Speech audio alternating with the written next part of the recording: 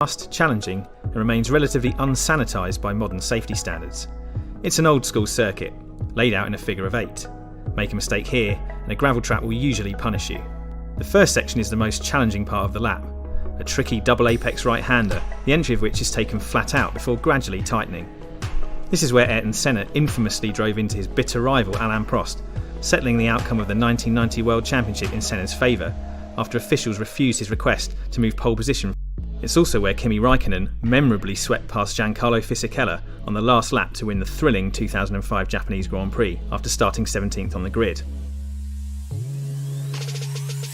From there, the drivers accelerate uphill through a sequence of snaking S-bends, left, right, finishing with the long left-hander of the Dunlop curve, trying to carry as much speed as possible. None of these corners is taken at full throttle, so this is the section where downforce is king and Red Bull stands its best chance of carrying the fight to Mercedes and Ferrari. This is also the part of the circuit where Jules Bianchi suffered his horrendous accident during the 2014 race, after losing control in wet conditions and colliding with a recovery vehicle. Next come two tough and quick right-handers, the Degner curves, both of which require the drivers to ride curbs that can unsettle the car and easily cause a crash or lead to a time-sapping wide moment through the gravel. From here, the cars accelerate underneath the circuit's flyover and through a flat-out right-hand kink, which is where Daniel Kvyat obliterated his Red Bull after mistakenly touching the grass while turning in during qualifying for the 2015 race.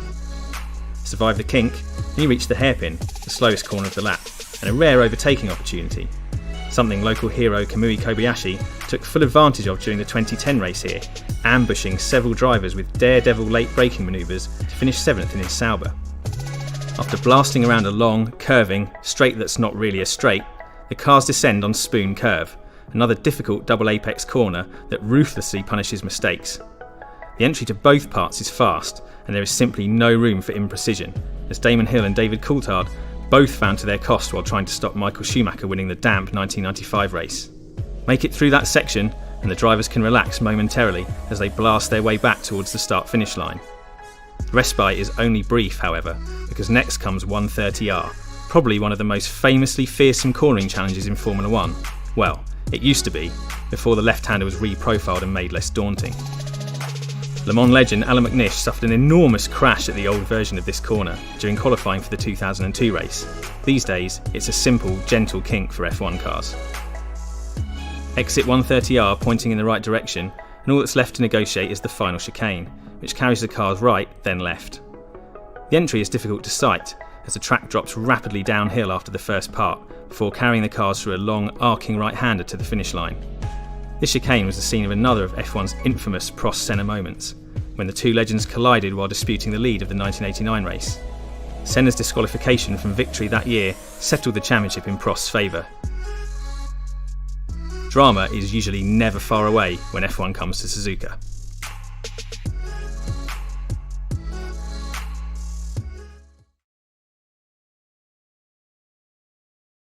Hello, my name is Max Verstappen and I'll take you around for a lap around Spa-Francorchamps.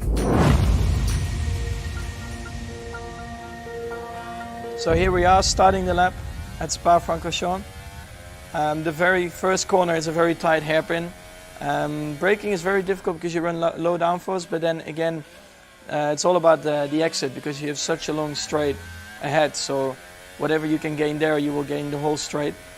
Then one of the most famous corners, the Rouge, very fast, flat out, trying to minimize the steering angle, and then you open your DRS on the back straight. For me, it was very special to drive there because you see a lot of orange on the left, so it's very cool to see. Late braking around 70 meters into the very fast right-hander with a combination to the left and the right, so you have to really find your way through the corners because it's all linked to each other. Running onto the exit curb. Braking is a downhill hairpin, so again front locking is possible. Try to keep a tight line and prepare again for the next left-hander, which is downhill again, where you then again run very wide over the exit curb. Then this is one of the coolest corners of the tracks, very fast left-hander, 7 gear, almost flat out, using all the road available. And yeah, arriving to the next sequence is the right-hander, 5th gear, keeping it in the middle for the left-hander, and running wide onto the curb. Then this one is again all about the exit, the right-hander, because there's a very long straight ahead, because this right kink is flat out for us in the F1 car. So it's all about trying to get the exit right. And then you arrive onto a very long straight. We're very close to Blanchimont right now, which is also again a very fast corner, flat out, around 300 kilometers an hour. And here's a very difficult braking, a bit of bumps, so easy to front lock. This is off camera, so easy to lose the rear. And then it's here again, difficult traction, but trying to get the best possible exit. And that's a lap around Spa.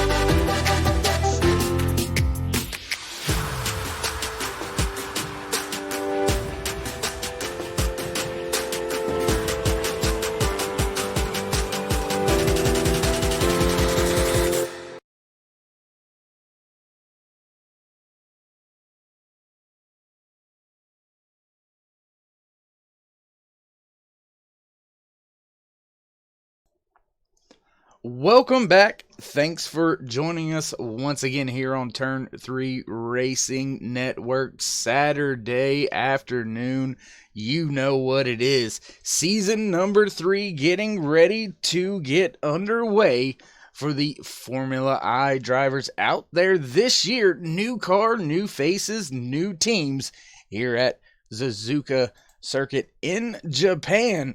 These drivers going to put on one heck of a show in the open wheel cars, the Renault 3.5s. And, well, we're going to wait just a little bit longer, see if we get anybody out there on track before we step away for just a brief moment. Last year's season champion looks like he has made it to the track. So, interesting to see how his season will begin here in the Formula I season number 3. And while we wait for some of these drivers to get out of the paddock, we're going to step away for just a brief moment. Stay with us here on Turn 3 Racing Network. We will be right as soon as I can find it. There we go. We will be right back.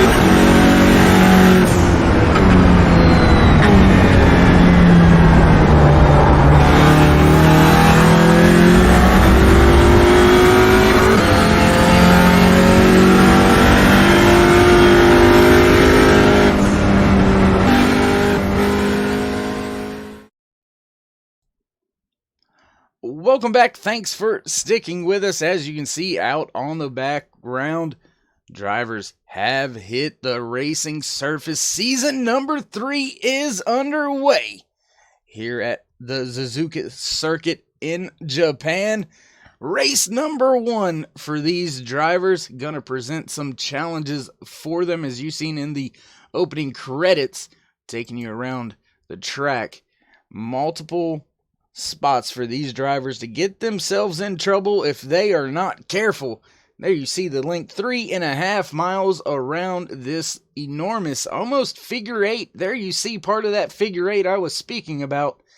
Overpass, underpass, crossing over itself. 17 turns here today for these drivers. One pit stop is mandated this season for these Formula I drivers. So that's going to put a little bit of an interesting twist into the season this year. Also new to the season.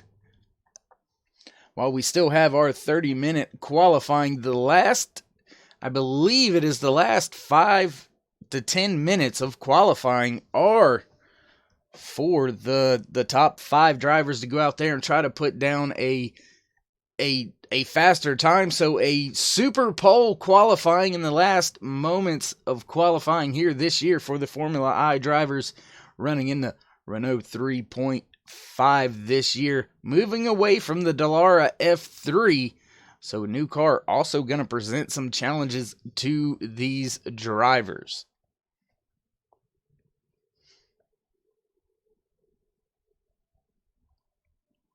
Also this year for the league in the series, no longer a timed event. This is a lap event. I believe today's race is 30 laps, and it may sound like a low number, but 30 laps around a track this big, that's an awful long time to be sitting in the seat. But I'll quit running my mouth and get you down to track side for some qualifying. 20 minutes left here in qualifying. Let's see who we can jump on board with. Why don't we begin with one of the series sponsors? Let's jump out there and take a ride around the track with the 61 of Mark Bruning. New this year for Mark, new team, him and Danny Hoekstra teaming up to make Tulip Racing. They are going to be a force to be reckoned with throughout the racing season. Danny not able to be at the track this week in Japan. He's over there in Disney World enjoying Mickey Mouse and all the fun down there. I personally felt like a 7-year-old when I went 2 years ago. So enjoy the trip. Have fun, Danny. Can't wait to see you back out there on track.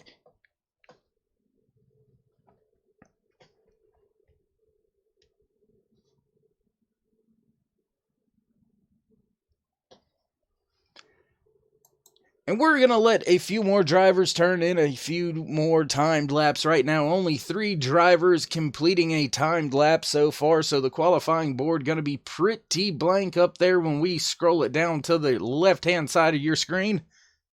And my goodness, we're running around here with no track audio.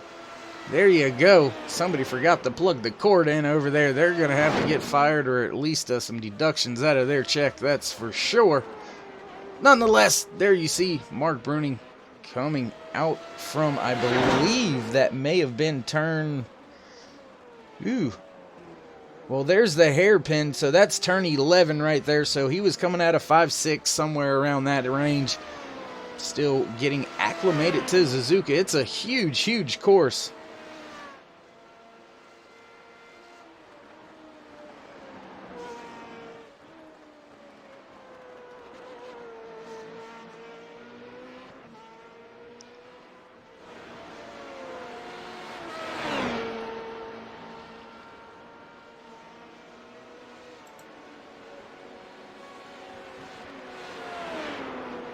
have a few more drivers throwing down some time lapse, so we'll go ahead and we'll put that up on screen for you. Over to your left-hand side, this is how qualifying is shaking out so far.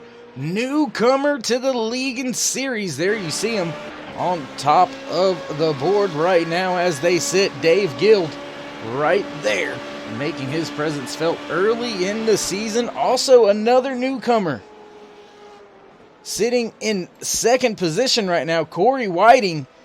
He's making a name for himself as well. Mark Bruning, who we are on screen with, has slotted into the third position. And I tell you what, for the rest of the lap, let's jump on board and see what Mark sees.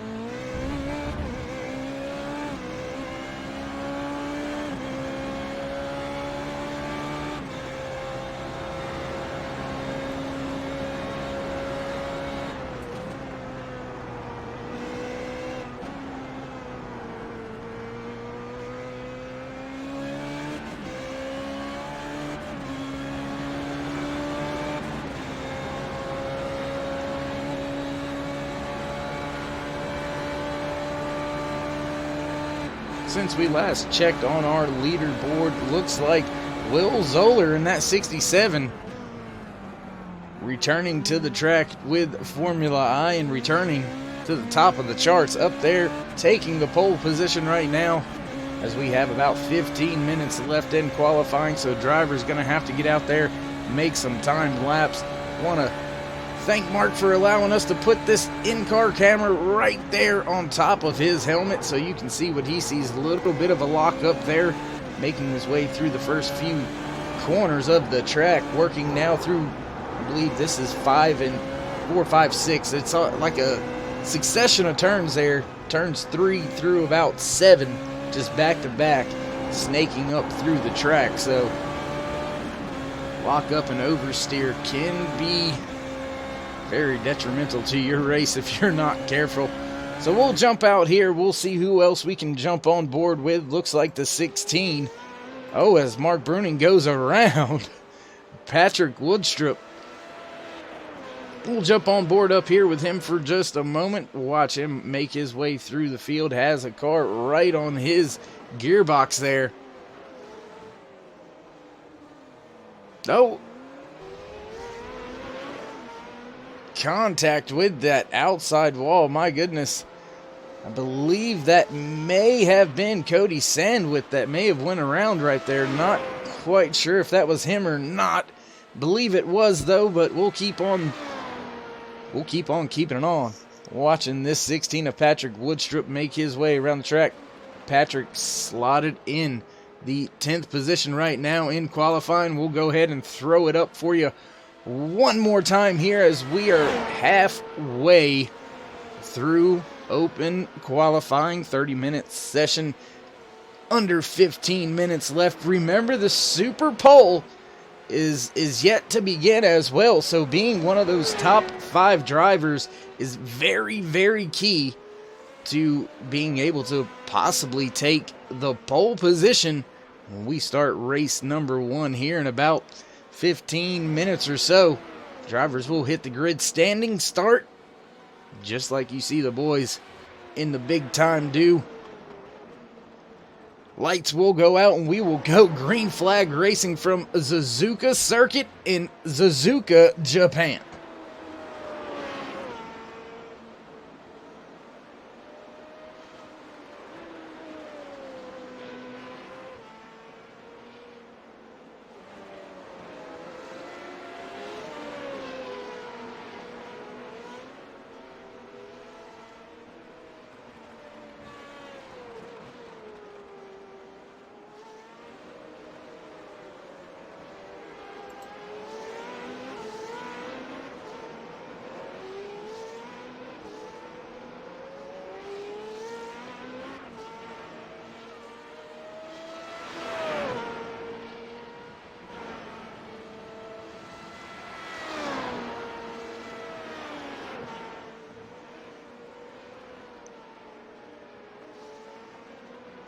Woodstrip improving his position up about 4 or 5 positions, actually turning in that time lap all the way up to the 7th spot. Still back up on top of the provisional pole, looking forward to the super pole. Here is that 14 of Dave Guild running in second. The 67 of Will Zoller. Third goes to the 17 of Jason Siemens. Fourth, Corey Whiting. Fifth goes to Carter Kundinger. Sixth, Carter getting beat out by Corey Whiting for 5th. That's going to put Kundinger back to 7th. 8th is Carlos Cotal. 9th, Cody Sandwith. 10th, newcomer Jorge, I believe that is. I'm not going to destroy your last name. Not going to destroy that one. Sorry there, Jorge. So we'll move on to 11th position. Florian Neidl sitting there in his 13th machine, doing a good job so far early in the season. The 33 of Pate Albin running in 12th right now. 13, the 08 of Troy Banks. Those are all the drivers that have turned in time laps. Emilio Fernandez Garrido in his number 1 machine not going out on track yet. Stefan Grabowski not on track. Sergic Biel not on track yet. Danny O'Keefe and Jordan Thompson all still in the paddock, yet to turn a lap here today at Suzuka. And their chances at going for the pole position are slipping away from them with every second that clicks off of the board. We'll get rid of that qualifying order for you. Let's go out there and I tell you what. Let's go out there with this number 2 machine of Carlos Cotal as he makes his way around the track.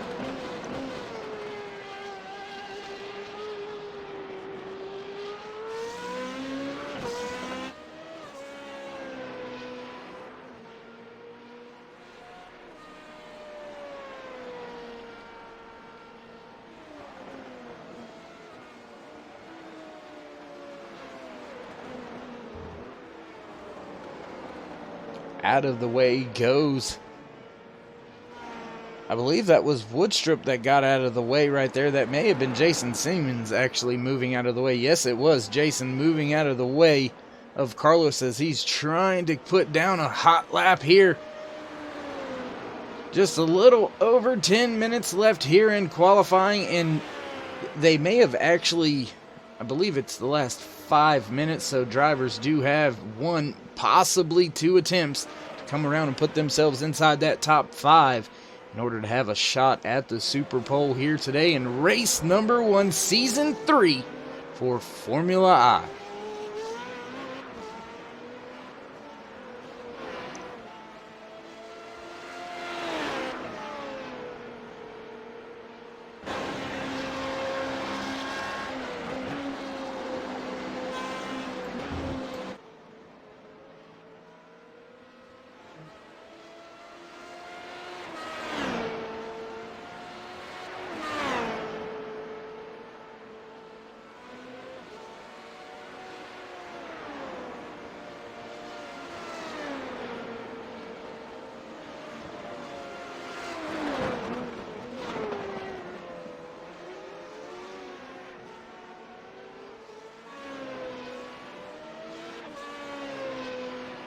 Carlos gonna have to take one more shot at it, at least if he's gonna try it. No, he's gonna go ahead and bring that thing to a stop. So we'll jump up, taking a look here at Florian Neidl on his 13 machine. His Scuderia AOD making its way around the track, and I believe that, I'm not quite sure who that was. A little bit too far away to see the numbers on that nose cone. Figure out who that was. Looking at timing and scoring, not revealing itself there either. David Guild in his 14 machine still up there on top of the board as we sit with just a little over 8.5 minutes left here in qualifying. Then we will get things kicked off and ready to go once again. And Guild out there on his own this weekend. His teammate Graham Lawhead not able to make it to the track this weekend, so Dave gonna be the only driver out there representing Crown Racing. As soon as he goes back out on track, he's still sitting he's on pit lane right now, just not out on track. So once he goes back out on track, we'll jump on board with your qualifying leader as we get set to begin this Super Pole time session here with just a little under 8 minutes left. Good corner there by Florian, making his way through that hairpin at turn 10 and 11. Now around the long sweeping turns here.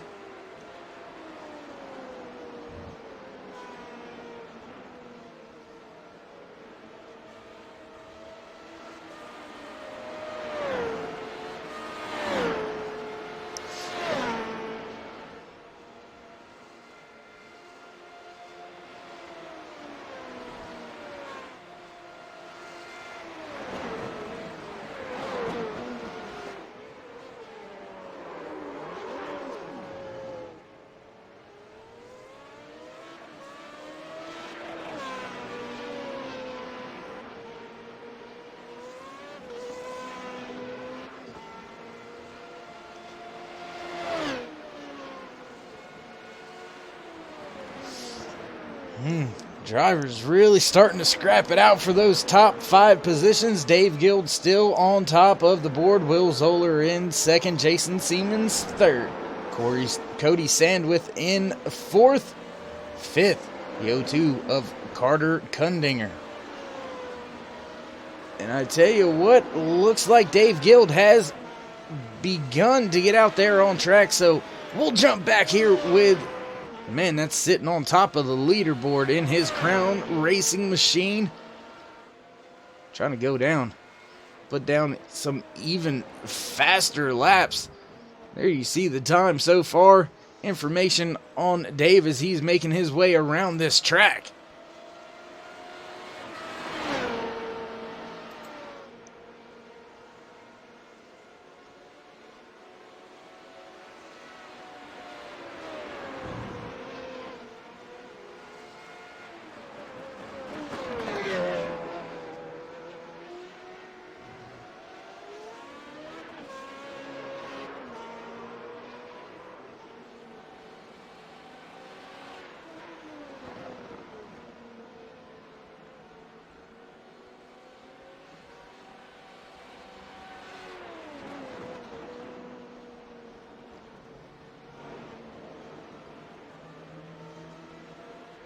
Going to work our way through a few of the drivers out there on track. Here we see yet another newcomer to the series and league, Cedric Beal, in his 6 machine going out on track now.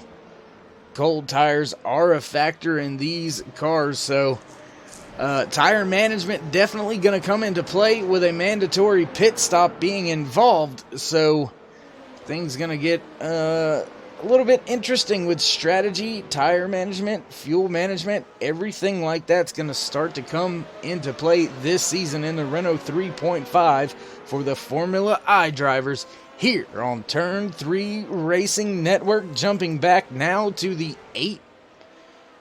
8th place runner, the 15 of Danny O'Keefe. Danny made a handful of starts last year, has returned to the track once again with the Formula I League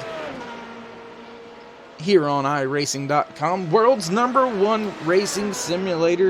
If you want to drive it, run it, crash it, flip it, whatever, iRacing has got it. Laser scan to precision, all tracks and cars. And I promise you one thing, it is a lot cheaper to wad up one of these machines on iRacing as opposed to, throwing anywhere from $1 million to, I don't even begin to speculate how much these Renault 3.5s or the F1 machines run, but I guarantee you it's in the I don't know, I'd say $10 million range. I don't know, we'll see. Correct me if I'm wrong on that. Anyways, 3.5 minutes left here in qualifying. Let's jump back now with, tell you what, let's go on board with this 9 of Cody Sandwith as he makes his way around the track. Let's see if we can't get a good on-board shot here today.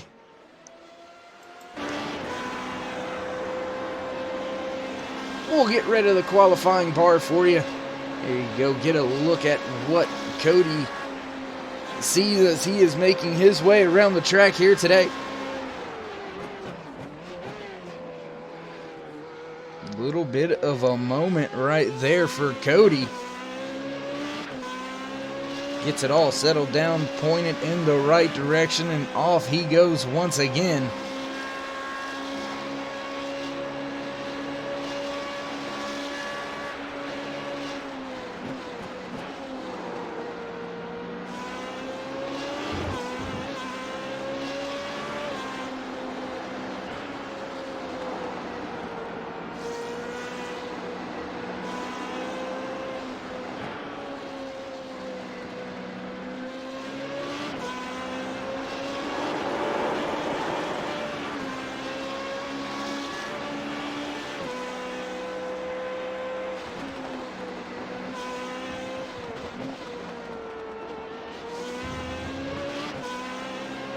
Cody sitting in fourth, pushing hard, trying to get all he can out of this car, down into the hairpin at turn 10 and 11. Very distinct part of the track. Long right-hander here. This is somewhat of a double left-hander, if you will. It looks like it's one giant turn, but it's actually comprised of 2 shorter turns with a little bit of a straight in between, down the long stretch here into another flat out basically left-hander, and then into a hard braking zone here for the last few turns to finish out the lap. You could hear him, those rear tires not wanting to hook up, had to stay off the gas for just a moment. Gonna cross the line. Does he improve his position? No, he doesn't. Still sitting in the 4th spot. But getting some good laps in. Under a minute left to go here in qualifying.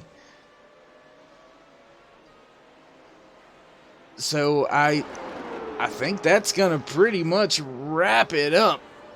We'll throw up your qualifying as it runs right now. There you see it to the left-hand side. David Guild and his 14 machine sitting on top of the board. Going to walk away with today's pole position. Will Zoller in second in his 67 machine. Great job by Will. And Jason Siemens rounding out your top 3 here in qualifying in his 17 Siemens Privateer Renault 3.5.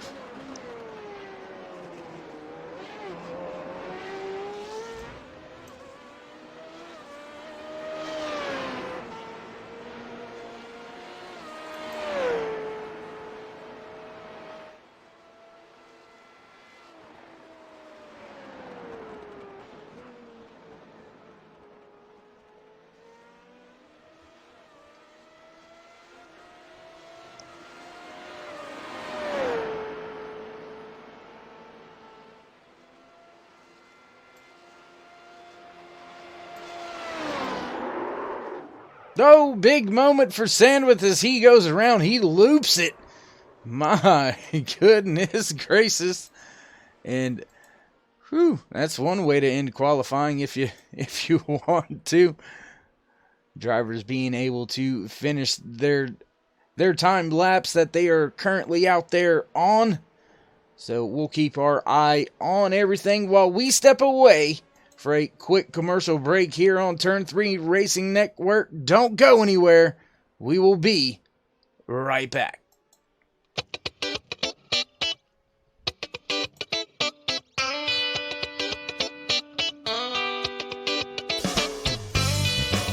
Oh, hi. What's your name? Hi, Marcia. I almost erased you. I was going to draw a car. You do? But you're a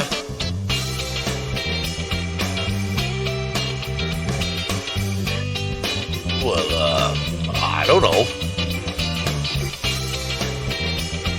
A racing driver? Well, we can make that happen.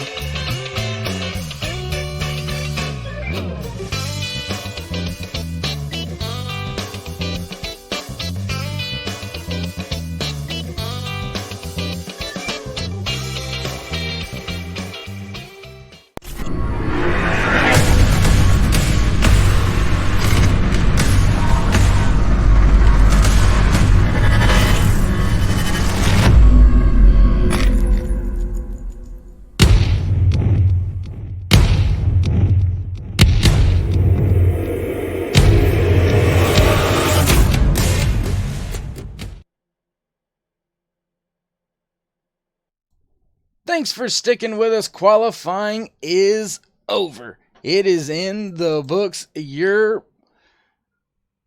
pole sitter for race number 1 here in season number 3. David Guild and his 14 machine taking the top spot.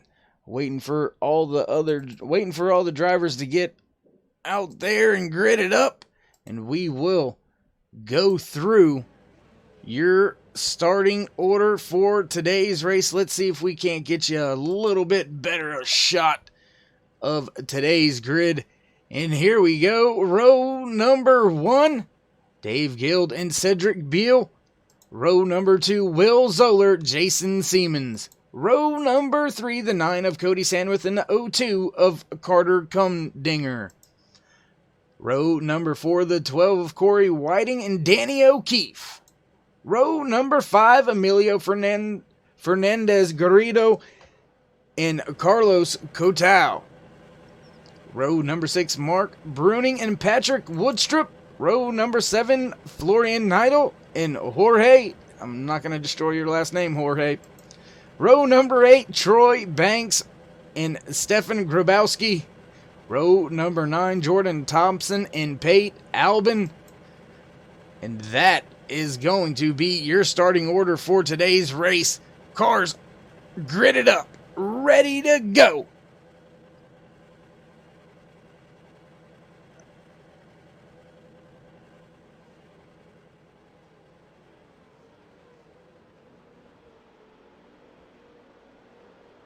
Lights are out at Suzuka, and we are off. Racing Guild. Oh, trouble in the back already on the start. I believe that may have been Will Zoller. No, he is in the pits. Who was that way in the back? Trouble early. Guild has lost the lead already. Looks like Cedric has gotten off to a better start.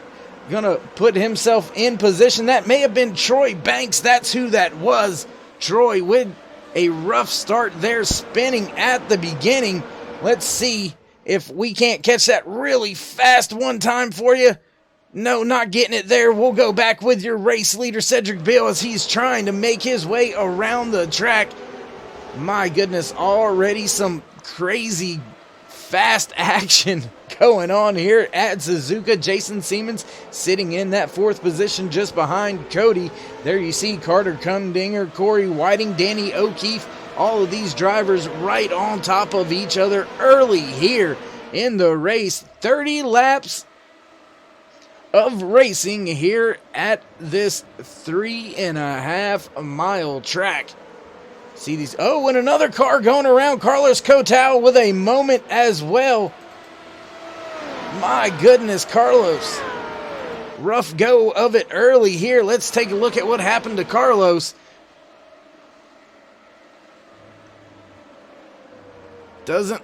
Maybe slight contact to that right rear, and Carlos went around. And that's all she wrote for him. He gave up a ton of time, ton of positions. We'll go back up front with your race leader, Cedric Beal, making his presence felt early here at Suzuka. One of the newcomers sitting in second. Also a newcomer this season, Dave Guild. Jason Siemens now running in third, able to take the position away from Cody Sandwith. And there you see a long string of drivers working their way up through the S's here. I'm just going to call them the S's because, as I stated already, that's about turn 3 through 7 all linked up right here, just snaking its way uphill. Oh, and Cody with some trouble and off track. We'll take a look back at Cody off in the sand pit here in the gravel trap. And he's going to have to sit there and make sure everybody goes by. Big time moment early in the race here for Cody Sandwith, dropping all the way back to the 16th position. Battle up front still raging on between your race leader Cedric Beal and David Guild in the 14, right on his gearbox.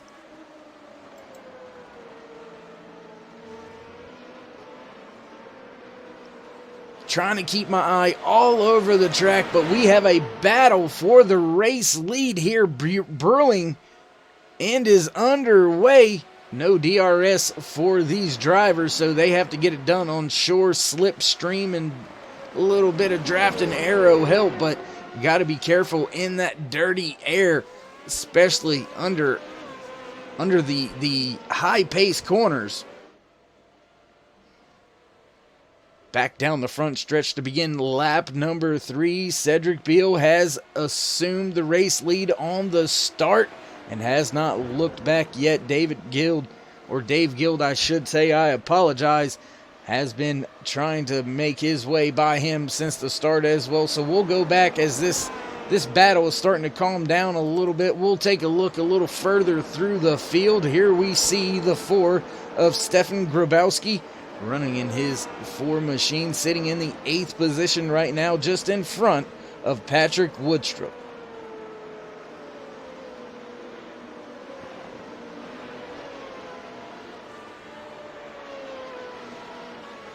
Not much as threat.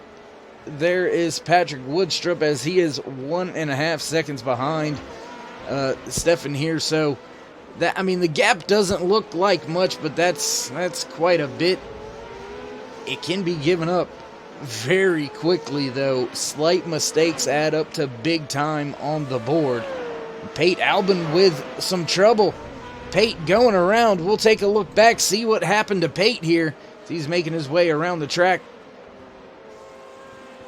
Everything looking all right for Pate as of right now. And then just back on the gas and looped it hard. Not sure if there's any damage to that nose cone. We'll look. Yeah, wing a little bit damaged up. But he's going to continue on about his business. Everything looking all right, staying out on track. Back up front, though. Battle right now for the 5th, 6th, 7th position. That is Danny O'Keefe, Carter Kundinger, and Mark Bruning. All right there, 5th, 6th, 7th. Trying to chase down Jason Siemens, trying to put themselves in the best position when they head back into turn number 1 and 2 here. And then they're going to begin that uphill climb through 3, 4, 5, 6, 7. So they'll sort it out. Looks like O'Keefe is going to keep that 5th position for now, but for how long? Battle just behind these drivers as well between Will Zoller and Stefan Grabowski.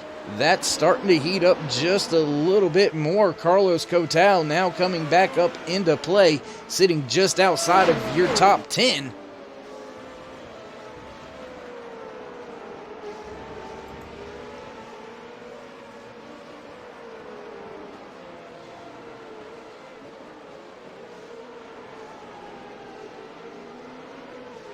There you see, just in front of Danny O'Keefe is Jason Siemens. He's trying to walk down that 12 machine. And we're going to have a battle for the lead. So we're going to jump up and join this. As Guild is all over that gearbox, slides out from behind him. Wheel to wheel there for moments coming down that long stretch. There you see Guild trying to position his car in a little bit better of a position. I know that just sounded pretty, stupid. But, hey, it's me. You already know what it is. Guild trying to make the run on the outside by himself. No help, no assistance. And, big move there by Bill. trying to keep Dave Guild from being able to get by. Oh, into the grass moment right there. Big time moment. Carter Kundinger now under fire from Patrick Woodstrup. Woodstrup able to get that position away and slot himself into 7th, trying to keep you up to speed with everything going on. Jorge Coelho, I guess. I'm just gonna Jorge. You're just Jorge for today's race. Sorry, bud. I will get your name this week and make sure I don't chop it all up. So, battle back there for 14th and 15th between Jordan Thompson and Jorge and his 23 machine. Pate Albin trying to come back from some early damage in the race. Still on the lead lap, sitting in 16th and 17th position is Cody Sand with 1 lap down here already. Early in the race, the 08 of Troy Banks. Troy had a little bit of trouble spinning it on the start there, so that put him behind the 8 ball right from the go.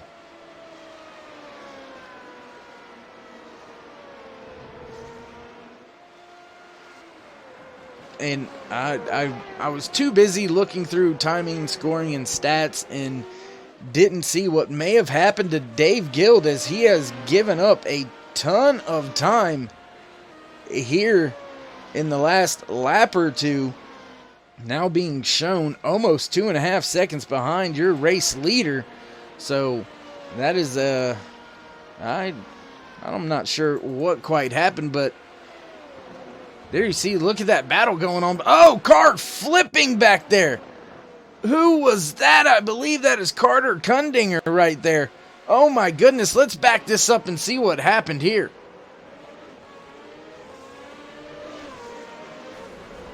And oh my gosh, who was that going across the track? Oh my goodness, that is not gonna sit well with some of the admins. Let's watch this one more time, see if we can get a look at who that may have been coming across the track right there. Whew. Not good. That's going to be big time trouble for Carter Kundinger in his O2 machine in his debut here in Formula I. But someone trying to cut straight across the track. And oh, big moment for Guild under braking. He almost looped it right there. And that's going to let Cedric Beal get out to almost a 5-second lead now. All he's got to do is just manage those tires, because look in the background. Here comes Siemens. Here comes O'Keefe. Mark Bruning right there running in 5th. Also tracking down this number 14 Crown Racing machine of Dave Guild. We'll take a look back up front with your race leader, Cedric Beal, as he is just putting on a show right now. I would imagine him to be kind of slowing it down, taking it a little easy, so to speak. It looks like he is still hammered down, trying to open this gap as much as he can before maybe he makes his pit stop. Looks like the pit road delta is going to be somewhere around the 13 to 15 second mark, I believe.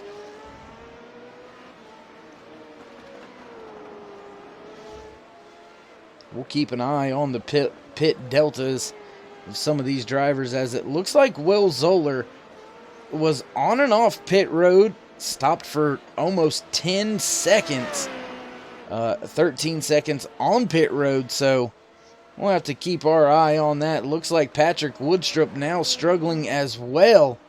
We'll take a look back here with Patrick, as he is stuck in a sand pit and trying to get that thing fired back up and underway.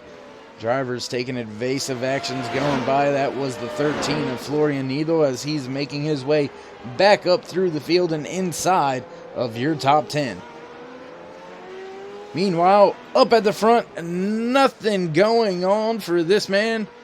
Just putting down some laps. Clear 4.3 seconds back to the 14 of Dave Guild, who's got 3 seconds over your third place runner, Jason Siemens. Danny O'Keefe, another second, almost 2, back to him in fourth. And then you've got another almost 3 seconds to get back to your 5th place runner right now, Mark Bruning in his 61 Tulip Racing Machine.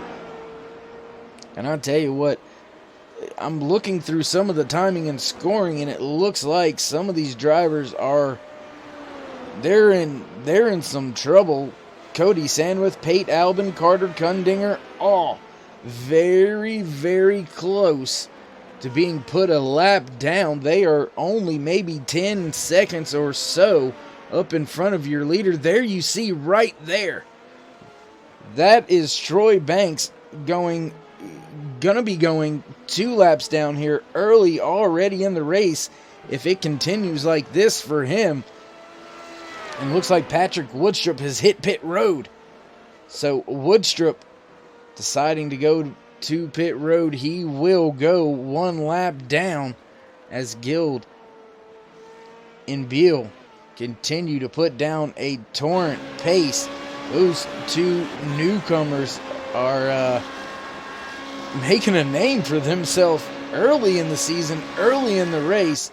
We'll have to wait and see how it all shakes out here, though, as we are on lap number 8 out of 30. 23 laps left to go.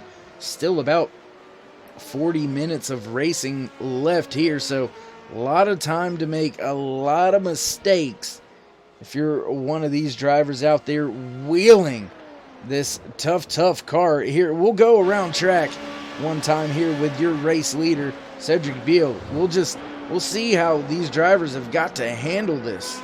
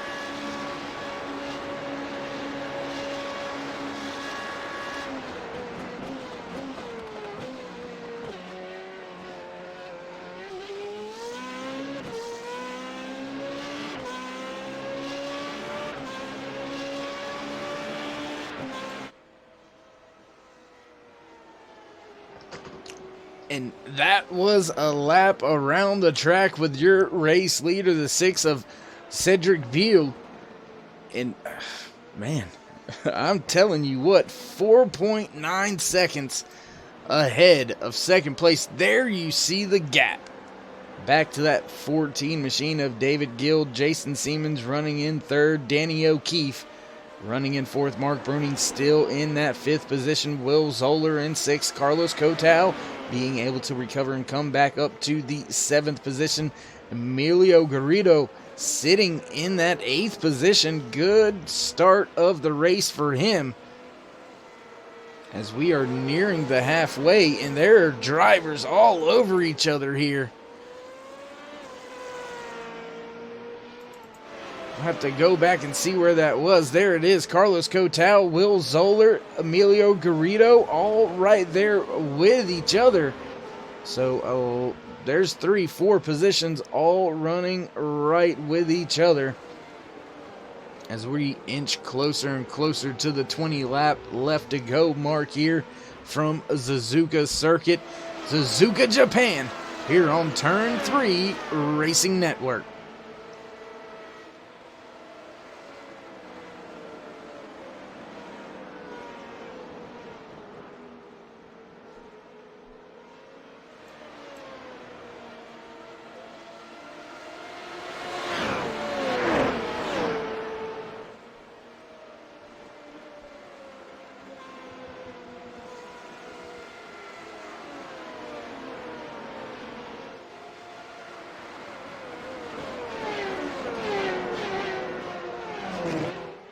And this battle just will not go away. Kotal trying to get up there and challenge Zoller for that 6th position. Kotal's got Garrido right on his spoiler as well. I believe that may be Patrick Woodstrup back there in his 16 machine. Mired early in the race with some trouble. Now finding himself the first car 1 lap down, but Pate Albin, Carter Kundinger, those drivers also in danger of going down a lap here late on.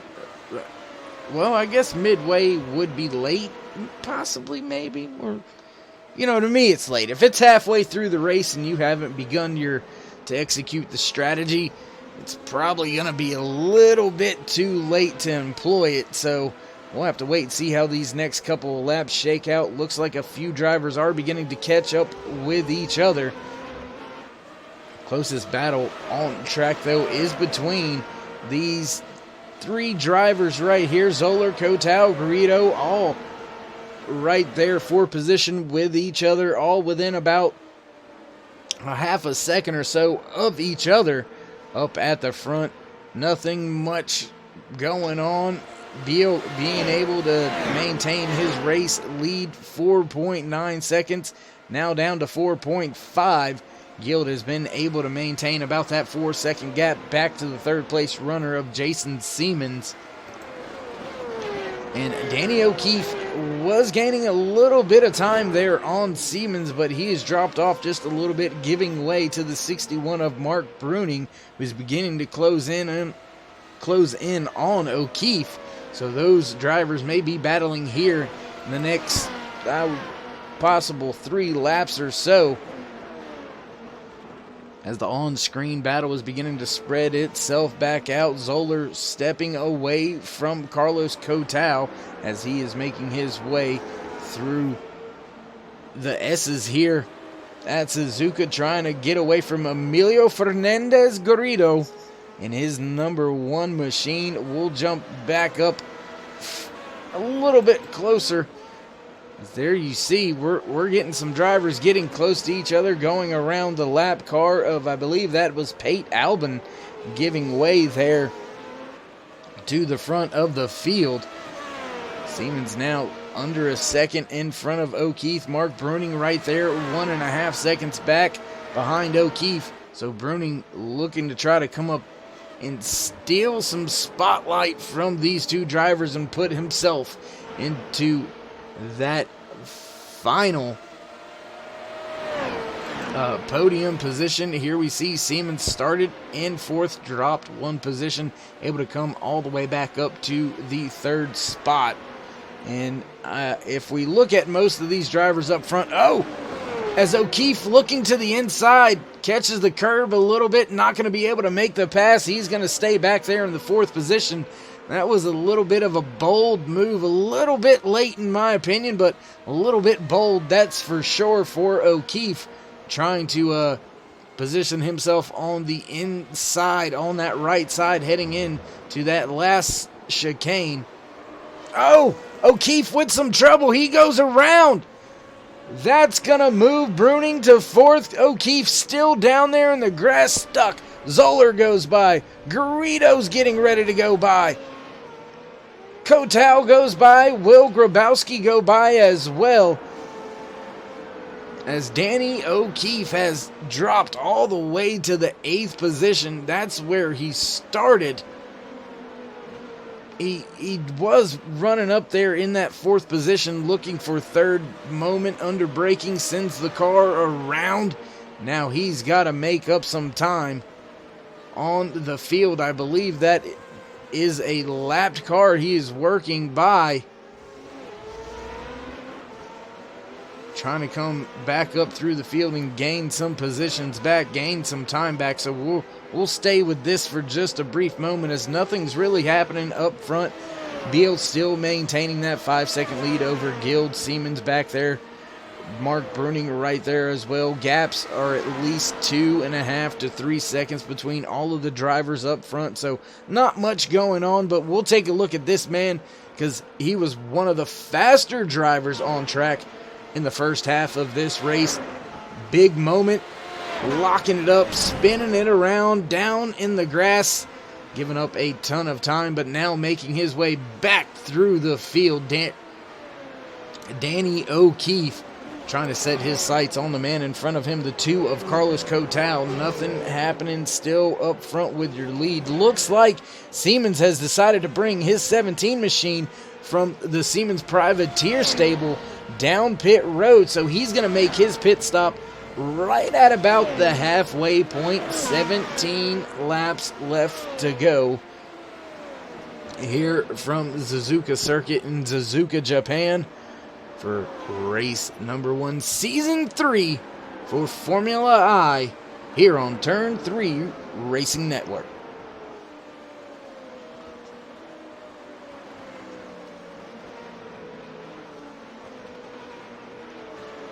And it looks like, whoa, O'Keefe, big moment. Oh my goodness. Oh, that is Cody Sandwith. Cody, nowhere to go here when O'Keefe. We'll watch it here, see if he had any time to react. There you see O'Keefe getting loose in front of him. He's on the brakes trying, and oh man, that is tough to watch. So Sandwith troubles early. There you see him, pit road. Wow, tough break for Cody. First race of the season. We know Cody will be back, one of your usual fast drivers. So we'll try to reach out and see if Cody has a minute.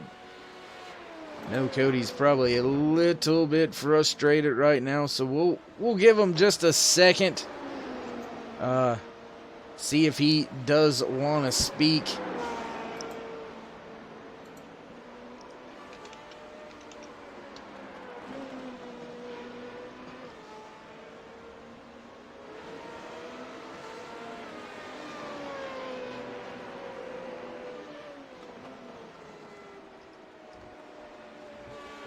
Still watching David Guild in his second place car, the number 14, trying to walk down. Cedric Beal has been able to make up a little bit of time.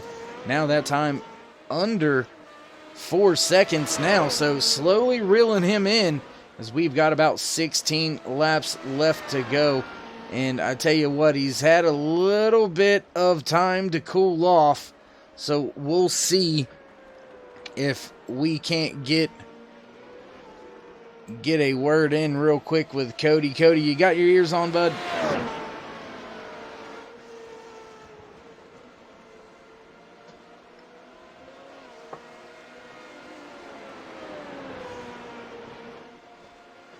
Hey, Cody, it's Dave in the booth. You got your ears on? Can you hear me? I got you, bud. Yeah, hey, how's it going? Well, always sucks to talk to a driver this earlier in the race, but man, until that point, how was the race going for you out there? Well, in some ways better than I would have ever expected, and in most other ways horrifying. The qualifying went significantly better than I was thinking it would. I started way higher up the grid than I was expecting. The race got off to a good start. Me and Jason were duking it out. And, you know, honestly, if I'm being honest with you, I have a little trouble placing that car on track and drove it off the road. Then I was kind of making up places back with the back markers. Managed to make another unforced error, and, you know, honestly, it all just kind of fell apart from there. So, tough race, honestly, today. Well, Cody, man, I know we'll see you back when we hit the track in 2 weeks, man. And as I stated when you first came on with us, tough to always talk to a driver at this point in the race, but we do appreciate you taking the time and patience to speak about a rough day out there on track. Yeah, for sure. We'll see you out there next time. There you have it. That was one half of Charlton Sandwith Racing. Actually, that has been changed to Radar Racing is actually the name of that team. Cody with some trouble here, though. Race leader you seen during that interview the 6 of Cedric Beal hitting pit road. Looks like his pit delta was about 40.7 seconds. He slots back in on track in the 5th position. That's going to give the race lead to this driver right here, Dave Guild. Was your pole sitter, was he able to go hammer down long enough to make up the time to try to overcome the undercut brought on by your race leader at the time, Cedric Beal? That's going to hand over the race lead to this driver right here. This man, Will Zoller, and his 67 machine going to put himself at the top of the leaderboard. And it looks like he just went by Florian Neidl to put Neidl 1 lap down. Emilio Gerardo on track in the 2nd position. Now Carlos Cotau up into 3rd. And it looks like it's going to be close when it all shakes itself out. But it looks like Guild was able to go hammer down long enough. Able to put down the laps that he needed to stay out in front of Cedric Beal. So that undercut not working out right now for Beal. Was the race leader now showing that he is behind the man on screen right here, the 14 of David Guild. But we'll keep our eye on that. We'll jump back up front with your race leader, Will Zoller, as he is making his way around the track here at Suzuka. And I tell you what, this is going to get pretty interesting, because timing and scoring does show that Zoller made a pit stop, or at least drove down pit lane. It does show him stopping, but I'm not sure if that's the case, because I believe Zoller started from pit road. So I think that's why that is registering like that. It held him for 10 seconds as Zoller now hitting pit road this time by. Looks like that's going to give the lead to the 1 machine of Emilio Fernandez Garrido, as he's going to take over the lead for the first time. Cedric Beal has led the most laps of today's race, sitting at 15 laps. Led Garrido with 1 lap. Guild with a handful of laps as well. I believe 1 or 2 laps, as he was able to get the lead and keep the lead there for some in-laps, some hot laps on the in-lap side, and absolutely was able to blast away from Beal, as it looks like it may have been a fuel-only stop for Guild, and his 14 machine stopped in his box on the paddock on pit lane for 7.6 seconds. His entire pit lane trip, his delta was 32.7. That is 8 seconds faster than Cedric Beal, who had a 40.7 delta. One of your slower pit deltas there by Cedric. So Beal giving up a ton of time there, getting on and off of pit road. He has had the longest pit stop as well, with a 15.7 pit stop. So giving up a lot of time there, sitting in his box. Not sure what happened there, but man, hate to see that race thrown away on pit road, if you will. Just maybe some adjustments were made. Maybe, just not quite sure. We'll have to wait to the end of this thing to find out. With 12 laps remaining, though, Garrido's going to stay out on track to lead his 2nd lap of the race. Carlos Cotau has decided to bring his machine down pit road. That's going to yield the position to the 14 of Dave Guild as he moves his way back into 2nd. Now, will Beal be able to come? Yes, he is. Was able to cover the delta created there by Zoller. So Cotau going all the way back now. Looks like he's going to end up somewhere around the 7th or 8th position after the pit stop is done. Garrido still out there on track. Dave Guild sitting in second has been on and off pit road already. And there's only about a 16-second gap back to Guild. So Garrido definitely going to give up the race lead. But how far will he drop? So we'll go back here with a battle that is beginning to get underway here. The 67 of Will Zoller is going to have Mark Bruning coming up just behind him very shortly. There you see Bruning just off in the distance. Siemens behind him. So Jason Siemens on pit road very early. One of the earlier drivers to hit pit road. He's been out on track for about 5 laps compared to about 3 laps. So hitting pit road 2 laps earlier. Massive undercut attempt by Siemens, and it has not worked out in the end. He has found himself actually dropping 2 spots from the 4th position down to the 6th spot on track, as we are on screen watching Will Zoller try to catch up with Cedric Beal, as Garrido has hit pit road. And that is going to give the race lead back to this man right here, Dave Guild, your pole sitter for today's race number 1 here at Suzuki and season number 3 for Formula I.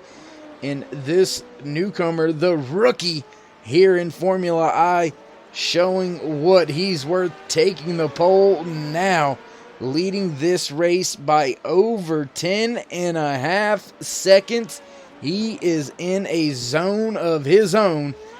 All he's got to do is maintain it for the next 11 laps, and he will put his name in the books as race winner here in Formula I.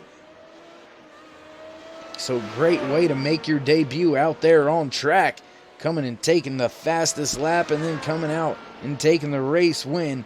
Beal trying in his 6 machine to get back up there and challenge for the race lead, but he has got a daunting task at hand.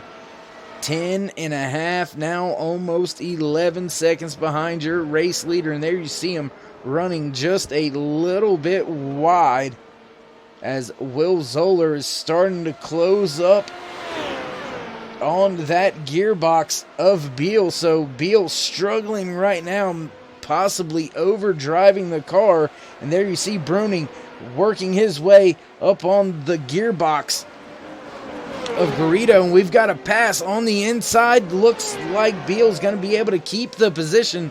Zoller looking to take away that 2nd spot. 3rd on the podium isn't good enough for him. We have got 2 battles raging on track here. First one, here goes Zoller back to the inside. Is going to make the pass going into turn 1 fairly easy. Let's take a look at this battle as Bruning has backed off just a little bit. Garrido on much fresher tires, about 5 laps fresher as a matter of fact, and Zoller has been able to step away already from that 6 machine of Beal. Went from leading to the race to exiting pit road all the way back about 5th or 6th position, now falling to 3rd after Will Zoller was able to make a late pass going into turn number 1. Now on screen we are watching Emilio Garrido as he is trying to chase down Beal for that 3rd and final podium position, but he's got Mark Bruning right there waiting in the wings should he mess anything up or anything happen to him. And man, I tell you, these guys never disappoint. 10 laps to go in race number 1 here, season 3 on Turn 3 Racing Network for Formula I on iRacing.com.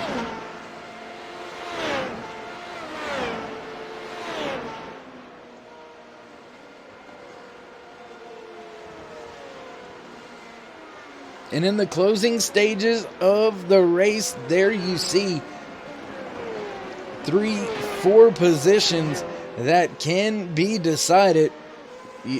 Your race leader at this point in time, unless he has just a catastrophic failure or lack of focus David Guild is going to walk away with the race win. He is 11 and a half seconds in front of Will Zoller, sitting in second position.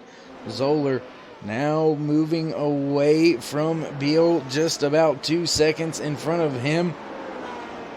Then you go 1.2 seconds back to find your fourth place runner. Man on screen right here, running in the number 1 machine, Emilio Garrido, trying to take the position away from Beal while fending off that fast 61 machine of Mark Bruning. There you see him, the Tulip Racing driver, coming into your racing shots on screen. Fifth position. Then you got about 5 seconds to go back until you find your sixth place runner, Jason Siemens, from the Siemens Privateer camp.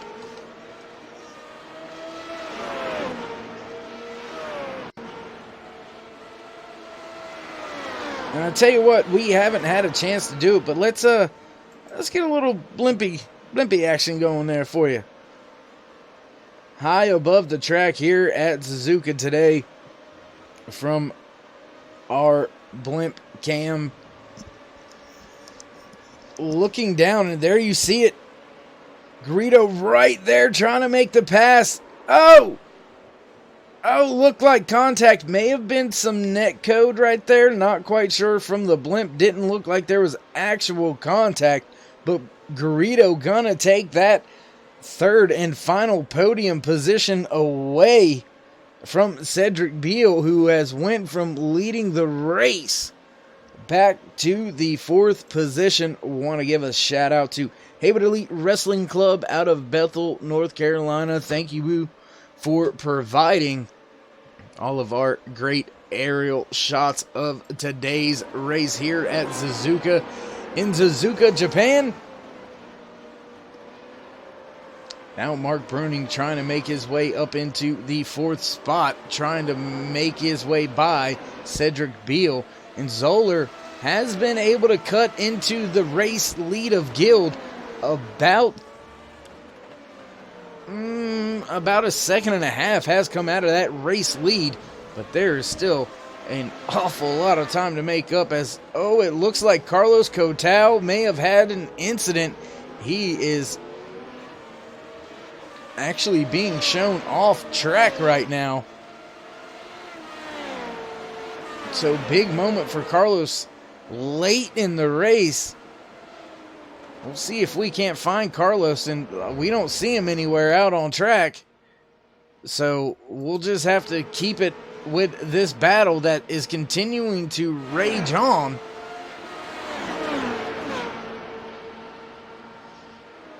And it has been one crazy action-packed race so far here today from Suzuka Circuit in Suzuka, Japan. Beal now looking to the inside of the lapped machine.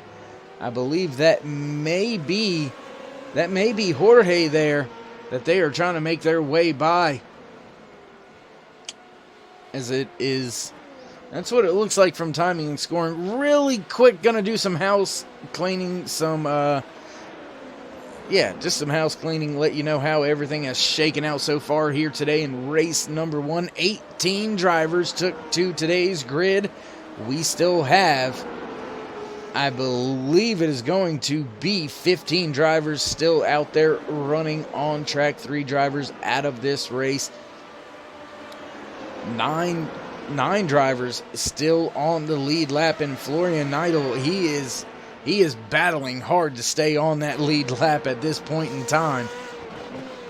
There you see another onboard shot brought to you today from us here at Turn 3 Racing Network. You were on board with Cedric Beal as he is trying to come up there and put himself back into a podium position once he makes his way by this lapped car. This lapped car has actually created an enormous gap, almost a 4-second gap now, to get back to that final podium position. So I don't think they are going to have enough time unless the lap car just kind of obeys the blue flags and moves out of the racing line for these drivers. But we all know how that can go, and how, sometimes things just don't happen that way. So, continuing with the cleanup, looks like we've got, as I stated, 9 drivers on the lead lap. Florian Neidl struggling to stay the last car on the lead lap. 10th position, Jorge in his 23 machine is being shown the first car 1 lap down. Troy Banks in his 08, the first car 2 laps down. Carlos Cotau going to be dropping through the field as he is no longer on track with us. So that is going to put Jordan Thompson, first car 3 laps down. Then it's going to follow suit from there with Carlos Cotau finishing in 16th. Cody Sandwith finishing in 17th. And finishing in 18th, the 12 of Corey Whiting, showing 19 laps down here today.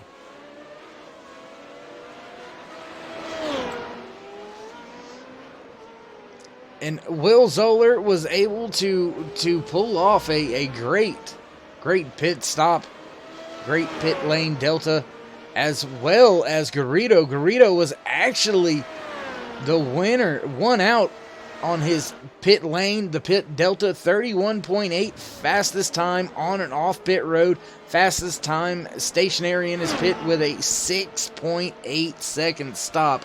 That is absolutely blazing fast, and that has allowed him to come up and take that final podium position away from Cedric Beal, who is now dealing with Mark Bruning on his gearbox. Bruning sitting in the 5th position but wants 4th. Let's take a look back here with that battle. Actually, they've finally been able to get by that lapped car, so we'll look to see if they can't close in some of that distance to your final podium position, as we have only got 5 laps left to go here in today's race. So, yeah.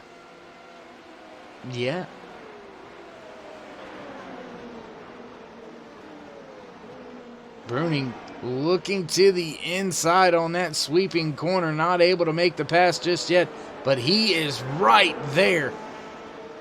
If Beal makes any type of mistake, Bruning is going to be there to pounce for the position as they are working their way back up to yet another back marker here in today's race, as it now looks like we've only got 8 cars left on the lead lap. Florian Neidl, although his attempt to stay on the lead lap was valiant and hard fought, he eventually has given way to your race leader, the 14 of Dave Guild, as he puts yet another car down a lap here today from Suzuki. And Bruning looking all over the track. Oh, Beal goes wide. That opened the door for a slight second there for Bruning to peek his nose inside. There he goes, making the move. Does he have enough to position the car? Does. Through the left-hander. Oh! And a car off track right now. I believe that may be Troy Banks in his 08 machine in the gravel trap. Troy, tough go at it here today, already being shown 2 laps down and going to drop a position to the 33 of Pate Albin, as Pate has been able to get by because Troy had that trouble and was stuck. Oh, big moment here going into turn 1. Beal looked back to the inside, wasn't able to keep it down there, and that's going to let Bruning have the position, and he's going to skate away with 4 laps to go here in the Japanese Grand Prix, brought to you by Formula I on iRacing.com. Presented to you by the Blonde Bullet comic book. Well, Blonde Bullet Motorsports comic book. I correct myself.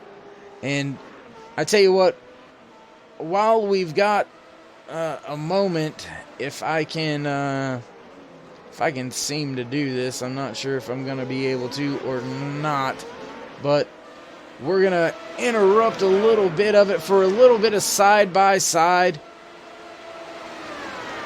4 laps to go here from Suzuki. You won't miss a thing here on Turn 3 Racing Network.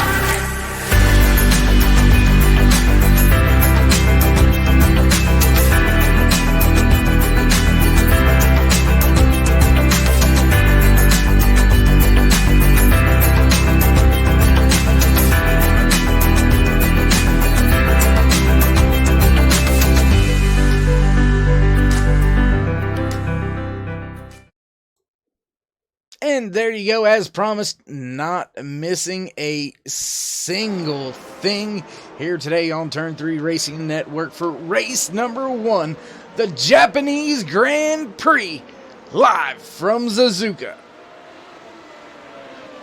Had to pause for a minute to pay the bills. We all know how that goes. Big shout out to the driver of that 61 machine. There you see him in his Orange Tulip Racing Renault 3.5 just in front of Cedric Beal, sponsoring a vast portion of the racing season here for the Formula I drivers. So hats off to Mark Bruning, creator of the Blonde Bullet Motorsports comic book. If you haven't already, head on over to Amazon.com. It's pretty simple. Type in Blonde Bullet Motorsports comic and bam, grab you a copy or two. Support your fellow racer, and I promise you will not be disappointed. It's a good little comic book. It truly is. Mark able to make his way up into the 4th position. There you see, started all the way back in the 11th position, and now he's got a fight on his hands with Beal to try to keep that 4th position. Beal gonna take it going down this front stretch, going into turn number 1. Oh, close! Oh, Beal goes off track and into the wall hard. Let's look at this from another angle. Just not there. Went very late into the corner with Bruning. We'll take one more look here.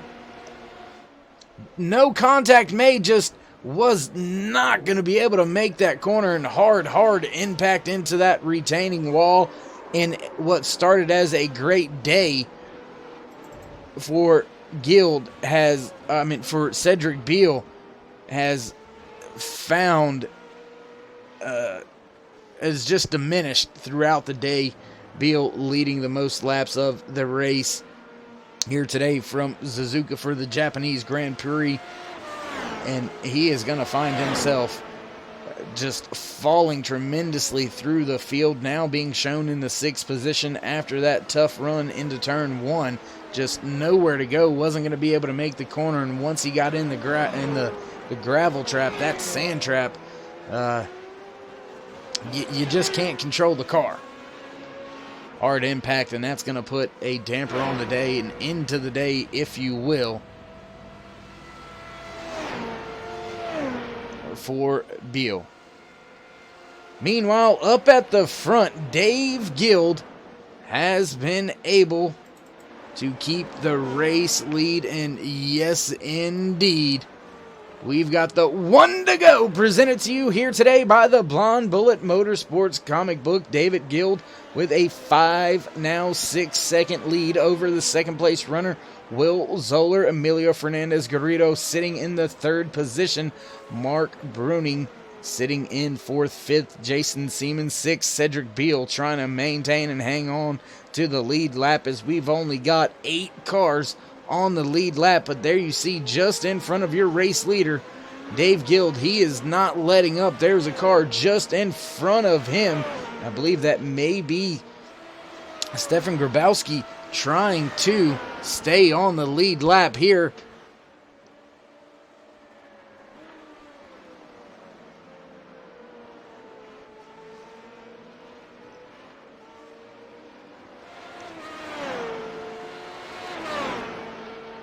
Guild nice and smooth on the uphill, tracking down that 4 machine of Grabowski.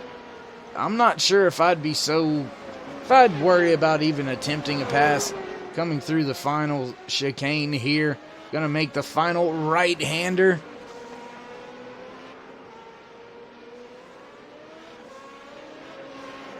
And he has done it. Race winner.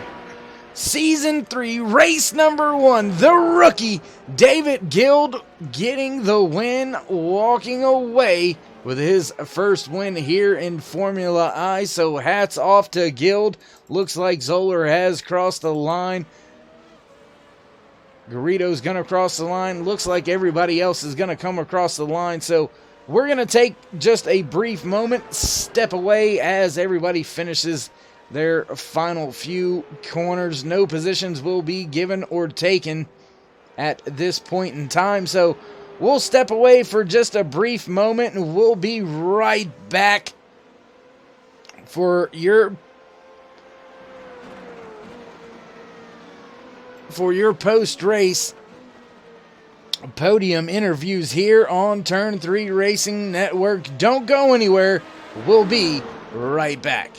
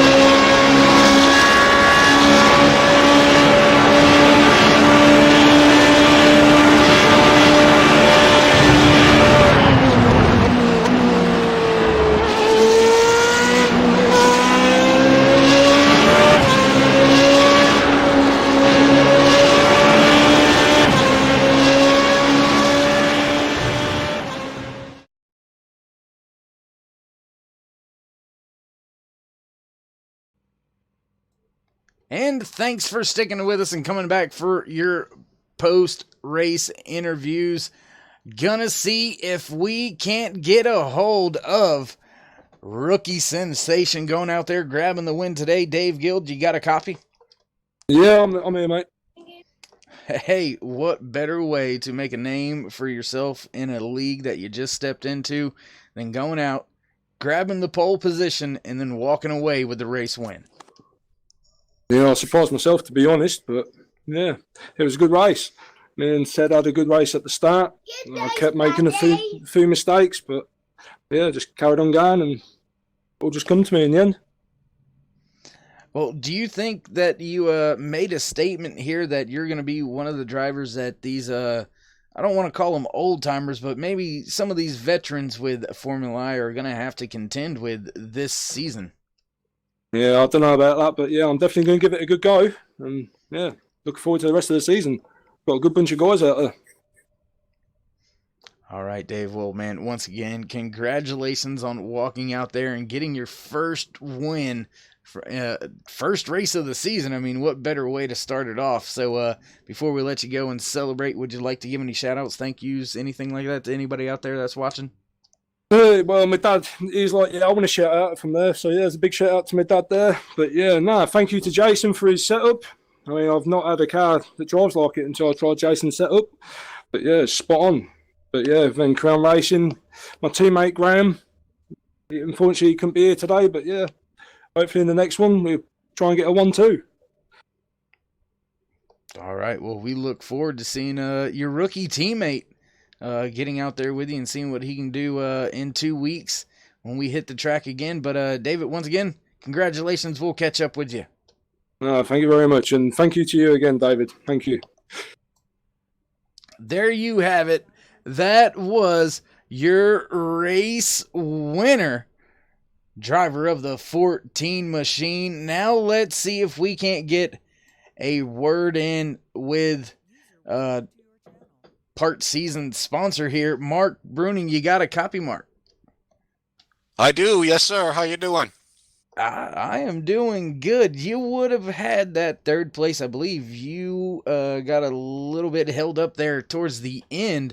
Great run at the end of the race, starting from 11th to come up and just come up ever so short on that final podium position, finishing in 4th. Yeah, I would be a little optimistic to think that I would have been able to do that. I was trying to conserve tires and putting Cedric under pressure a little bit at the same time. My rear end was really, really loose. So, I mean, I'm just flabbergasted myself that I made it this far. It was an awesome race. This car is a handful. Once you get about halfway in your stint, your car becomes really unpredictable. So, yeah, I'm just amazed I got this far, man. I got lucky on a few things. A couple of guys spun in front of me, and I got by with inches to spare. So, yeah, great race for everybody. All right. Well, what is with a rookie here at the Formula I League coming out, taking the pole, and then walking away with the race win? What kind of effect do you think that may have on some of you veterans that have been here for a few seasons? Does that make you any concerned, or is it just too early in the season to be worried about the championship? Well, David, it just makes you realize that you're an old guy trying to compete with people probably half your age, and that you're just not as good anymore as you hope you are.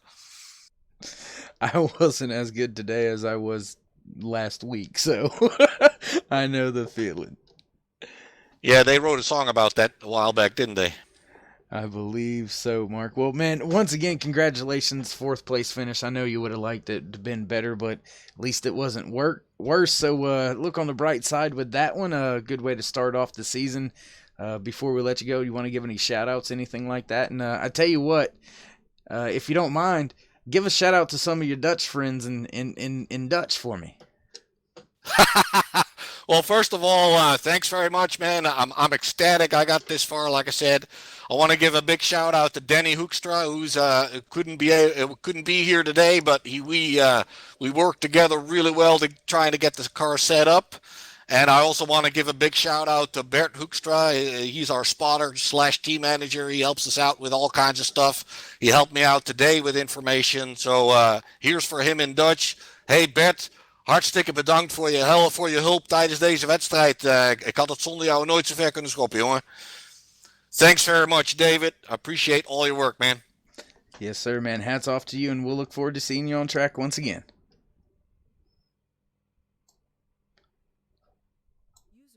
There you have it. That was your 4th place finisher, Mark Bruning, creator of the Blonde Bullet Motorsports comic book, sponsor for part of the season. And now let's see if we can't get in a quick word with league owner and operator Jason Siemens. You got a copy? Yep, well, I'm here. Yep. How you doing, bud? Well, I had a bad pit stop. Let Mark get out in front of me, and then was unable to catch back up to him. We had an absolutely terrible pit stop. Dropped me from third to seventh, I think it was. Yeah, But I wasn't enough gonna bring it about me. up, Let's Jason. talk about you. I wasn't gonna bring it up, but I was gonna ask. It looked like that's where I don't want to say where it all went wrong, but that's kind of where it kind of all went wrong. It looked like you were going for the undercut, and it just didn't shake out the way that you wanted. Yeah, we went by the undercut, and Mark pitted one lap after us, which figured he probably would.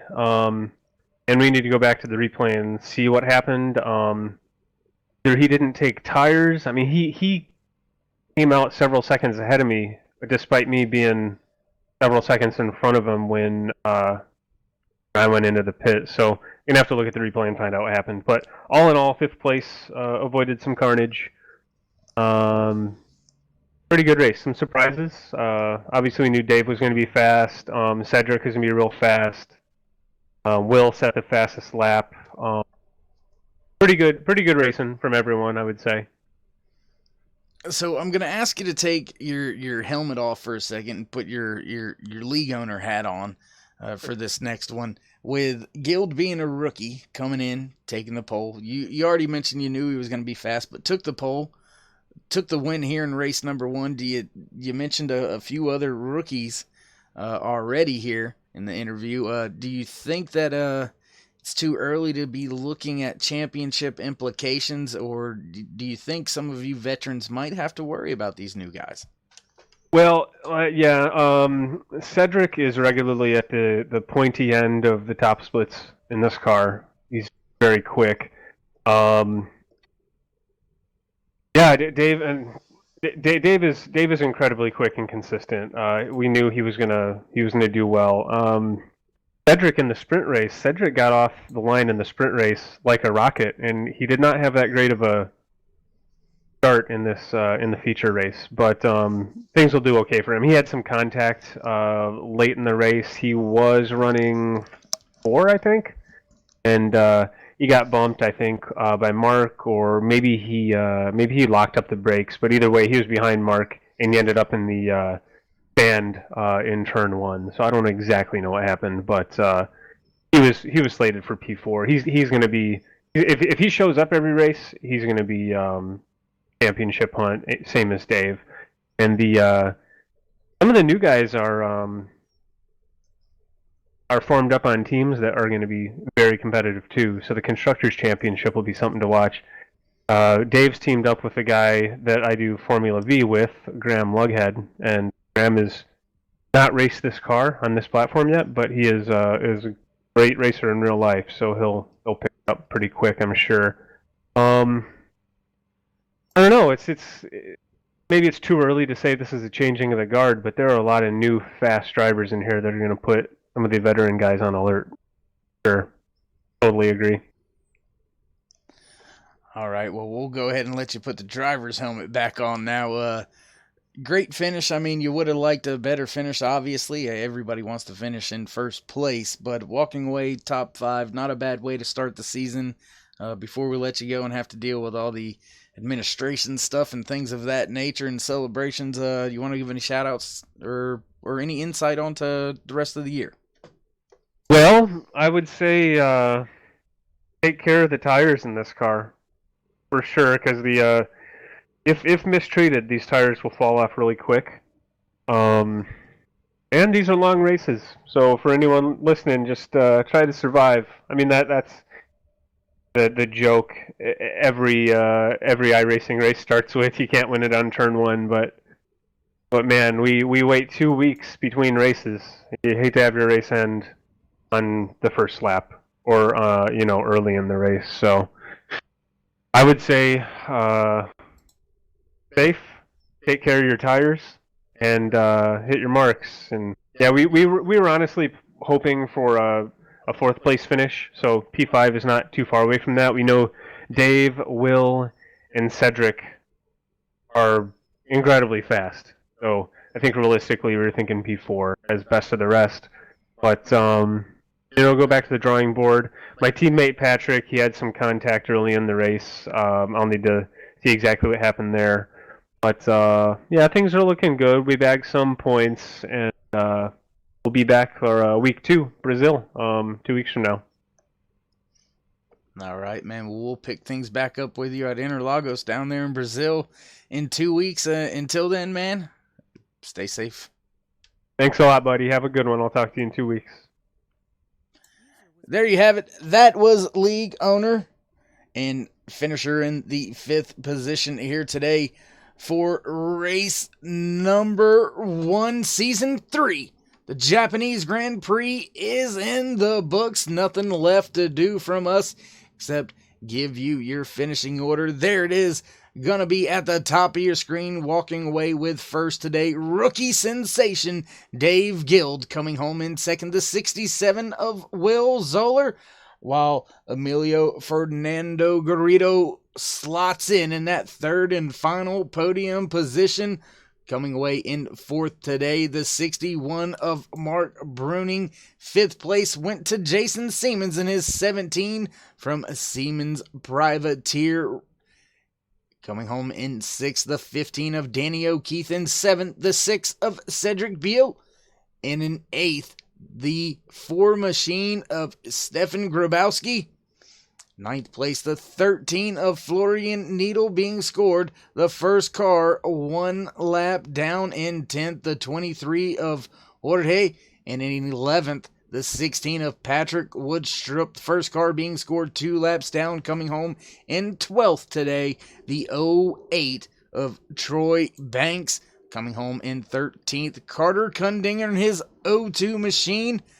Pate Album in the 33, walking away in 14th, rounding out your top 15 here tonight, this afternoon, I should say. The 18 of Jordan Thompson, 16th goes to the 2 of Carlos Cotau, 17th Cody Sandwith, and rounding out the field for race number 1 here at Suzuka, the Japanese Grand Prix, the 12 of Corey Whiting, and that is it. It is all over. It is all in the books from Suzuka race number 1 for Formula I season number 3 here on Turn 3 Racing Network. And I'd like to say thank you to all the fans, friends out there watching. If you haven't already, go ahead and click that thumbs up. Maybe smash the subscribe and beat the bejesus out of that bell over there. Get notified anytime we go live here on Turn 3 Racing Network. And for myself, David Worrell, and everybody else at Turn 3 Racing Network, thank you for stopping by. Thanks for joining us. Gonna leave you with a little clip. We'll see you in 2 weeks at Brazil at the Interlagos track for the Brazilian Grand Prix from Formula I.